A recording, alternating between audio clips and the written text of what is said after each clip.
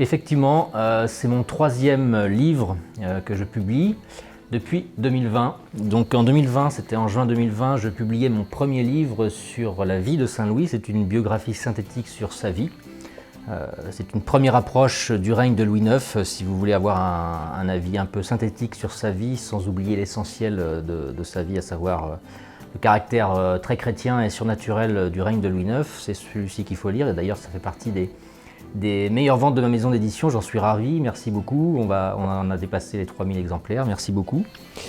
2 ans plus tard, j'ai publié un livre sur le péril cathare. On est toujours au XIIIe siècle, c'est vrai que c'est une thématique que j'aime beaucoup. Donc là, c'est pas spécifiquement sur le règne de Saint-Louis, mais bon, on en parle un petit peu, puisque à la fin du péril cathare, à la fin de l'hérésie cathare, Louis IX était concerné, et c'est lui-même qui a mis un terme à cette hérésie. Et puis je publie effectivement mon troisième livre, donc encore 2 ans après, nous sommes en 2024. Je suis ravi de vous présenter ce troisième ouvrage qui s'appelle Saint-Louis sur le chemin de la canonisation. Très brièvement, c'est un livre qui parle de ce que c'est que la sainteté au Moyen-Âge. Voilà. Donc j'anticipe, mais on peut avoir tout à fait les deux dans sa bibliothèque, mon premier et le second. Les deux sont tout à fait complémentaires. Et en quelques mots, c'est un livre qui présente l'évolution de la sainteté depuis la mort de notre Seigneur Jésus-Christ jusqu'au XIIIe siècle. J'en parle pas du tout après la canonisation de Louis IX. Et puis, donc c'est en 3 parties, très simplement. L'évolution de la canonisation au fil des siècles, la vie édifiante de Louis IX dans son quotidien, et enfin le procès de canonisation, puisque c'est ça qui m'a donné envie d'écrire ce livre, c'est parler de comment s'est déroulé le procès de canonisation et comment Louis IX est devenu Saint-Louis, tout simplement.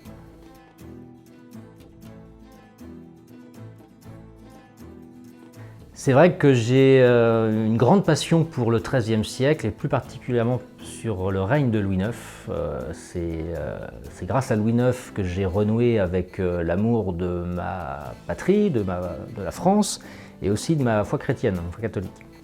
Donc à chaque fois que je découvre de nouveaux ouvrages ou de nouveaux documents, ou je visite des bâtiments, des châteaux, je ne sais quoi, qui sont en lien avec Louis IX. Je ne sais pas pourquoi, il y a une réelle passion pour ce règne et pour ce personnage que je trouve extraordinairement édifiant. C'est pas le seul dans l'histoire de France, bien évidemment, mais c'est pour moi le XIIIe siècle, l'apothéose même de la chrétienté française, pourquoi pas même dire européenne. Et il y a tellement de choses à dire sur ce règne-là, sur tous les aspects de la société, qu'à mon avis, j'ai encore quelques beaux ouvrages à écrire sur cette thématique. Et la canonisation de Louis IX, c'est un thème qui a été très peu traité. Et je m'en apercevais au fil de mes lectures, je m'apercevais que très peu d'ouvrages en parlaient, ou alors de façon succincte ou en marge d'un ouvrage. Donc j'ai vraiment eu à cœur de traiter de ce sujet, et c'est ce que je vous propose aujourd'hui.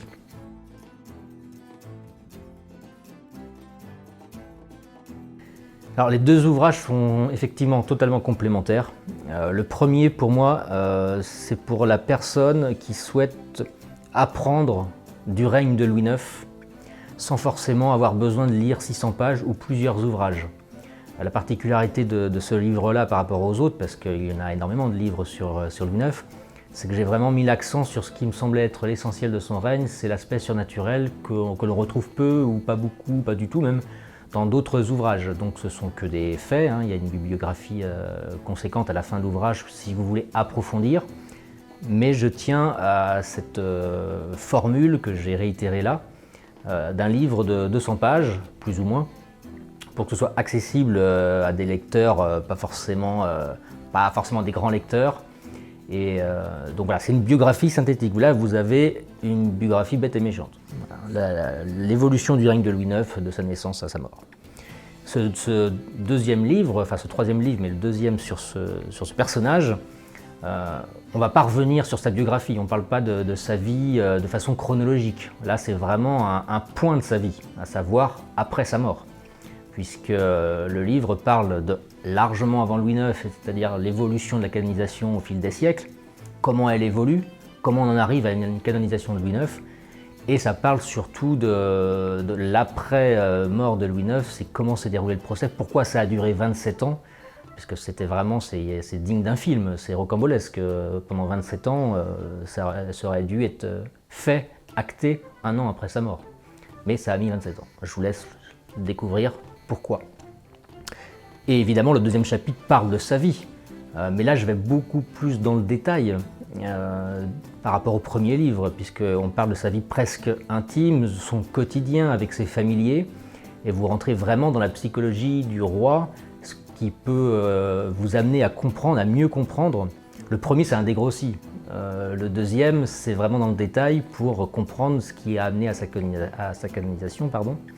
Et avec les 2 ouvrages, vous avez une vue globale et plus précise. Vous serez normalement, je l'espère, incollable sur le règne de Louis IX.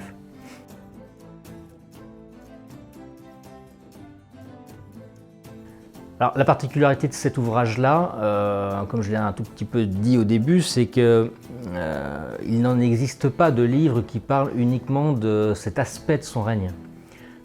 Souvent, c'est soit l'objet d'un chapitre, soit l'objet d'un paragraphe, ou même pas du tout. J'ai des ouvrages sur Louis IX où on ne parle pas vraiment du déroulé du procès de canonisation. Donc cette particularité, c'est qu'il vient s'ajouter à ce qui existe déjà et présente un aspect de son règne méconnu, pour des raisons précises, vous le retrouverez dans le livre, mais c'est ça vraiment, c'est cette pierre que j'ai voulu ajouter humblement, évidemment, puisque je me base surtout sur tous ces grands historiens et tous ces grands auteurs qui ont déjà écrit de façon périphérique sur le sujet. Des auteurs qui écrivent sur la canonisation en règle générale, ou sur le martyre, ou sur la croisade, etc. Donc c'est à partir de tous ces ouvrages que j'ai pris plaisir à lire et que je vous restitue encore une fois en synthèse pour que vous compreniez bien le principe même de la canonisation et pourquoi Louis IX mérite d'être porté sur les autels.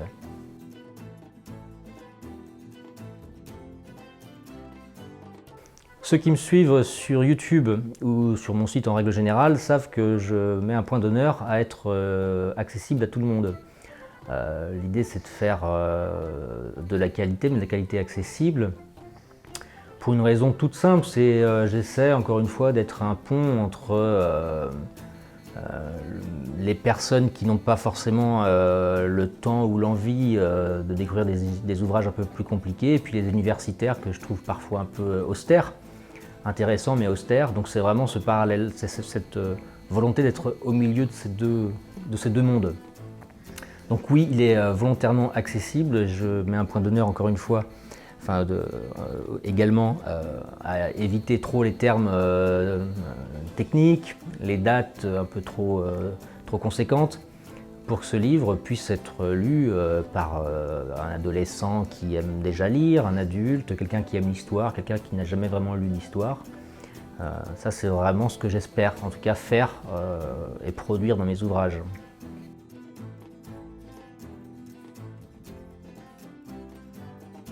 Ce livre va vous apprendre ce que c'est qu'être saint catholique, comment on détermine qui mérite d'être saint depuis les premiers temps de la chrétienté, comment ce qualificatif a évolué dans le temps, selon quels critères, quel a été le quotidien de Louis IX,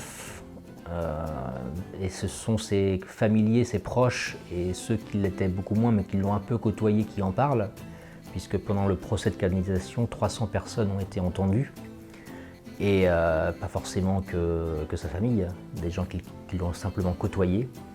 Et donc on a un portrait du roi qui est un peu différente ou plus précise que le portrait que vous pouvez avoir en lisant un ouvrage d'un historien qui est passionnant, c'est juste un ouvrage beaucoup plus général. Là, vous rentrez dans une dimension plus psychologique, plus humaine.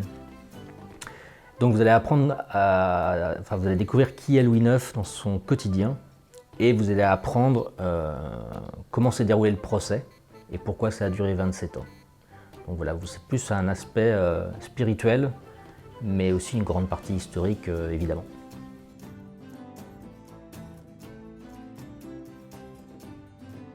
Le livre est construit en trois grands 3 grandes parties.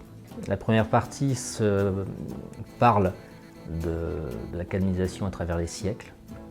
La seconde partie se concentre sur le quotidien et la vie de Louis IX, que j'ai structuré volontairement, que j'ai structuré selon un principe qui me paraissait essentiel, c'est les béatitudes, puisque j'ai coutume de dire, c'est au fil de lecture que je m'en suis aperçu, c'est que Louis IX avait les béatitudes comme programme politique. Toute sa politique est basée sur les béatitudes. Si vous comprenez bien ce que signifient les béatitudes et en quoi elles sont importantes dans la vie d'un chrétien, vous comprenez plus facilement les choix politiques de Louis IX. Donc cette deuxième partie se base sur ça, c'est-à-dire sous chaque béatitude, j'énumère, j'écris, j'explique ce qu'a fait et ce qu'a dit Louis IX en lien avec la béatitude. Donc ça donne une dimension vraiment spirituelle intéressante vue sous cet angle-là. Et la dernière partie, c'est vraiment plus un peu enquête, donc la partie enquête, procès de canonisation, pardon.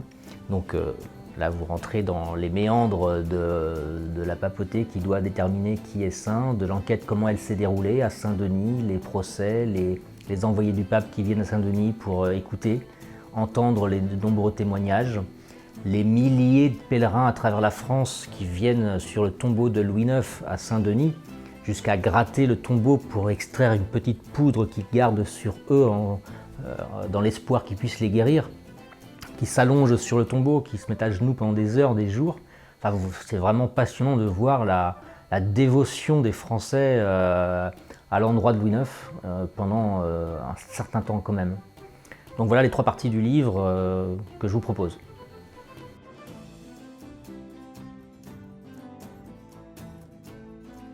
Saint Louis est un grand saint dans le sens où il est beaucoup plus difficile pour un laïc d'accéder à la sainteté qu'un religieux.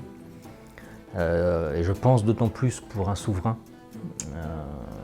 Je l'explique un petit peu dans le livre, mais un laïc a des obligations quotidiennes que n'a pas le religieux, et le religieux a cette capacité, cette possibilité au quotidien de prier beaucoup plus, d'être si peu attaché au bien du monde, qui permet plus facilement d'accéder à la sainteté.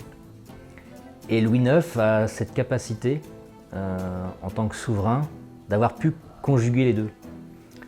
C'est-à-dire avoir dirigé le plus puissant royaume d'Occident, tout en étant un grand religieux, entre guillemets. C'est-à-dire qu'il a toujours réussi à conjuguer les deux. Et c'est ça qui fait cette particularité. Il a pu gouverner finalement en étant un franciscain ou un dominicain quelque part. C'est d'ailleurs ce qu'il a souhaité être à une époque. Mais il a pu faire les deux. Effectuer la charité, faire la guerre de façon chrétienne, c'est-à-dire qu'il ne l'a quasiment jamais faite sur le territoire du royaume. Et donc il avait une vision catholique de la guerre, il y avait une vision catholique même de la vie conjugale. Et c'est ça qui est particulier en tant que laïc, ce que n'ont pas les religieux. Et de la politique, faire de la politique. La charité envers son prochain, envers les plus pauvres. L'argent dépensé, où est-ce qu'on le dépense? Dans les vaines gloires de ce monde, ou on les dépense pour les plus déshérités, on les dépense pour les établissements religieux.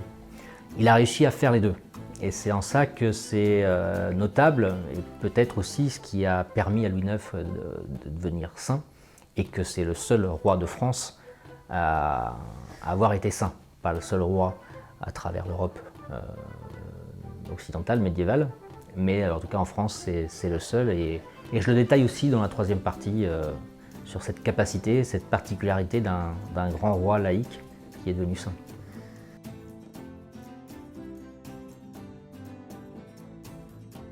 Vous pouvez vous procurer ce livre sur le site de ma maison d'édition. Donc normalement, si vous regardez cette vidéo, il y a un lien très certainement sous cette vidéo et vous allez pouvoir le commander. Et aussi dans les librairies partenaires et des sites internet partenaires qui proposent ce livre. Normalement, vous avez ce qu'il faut pour vous le procurer. Pour savoir quelles sont les librairies partenaires, il y a un lien sur mon site qui vous donne accès à la liste de toutes les librairies, mais sur mon site évidemment, je vous le conseille vivement.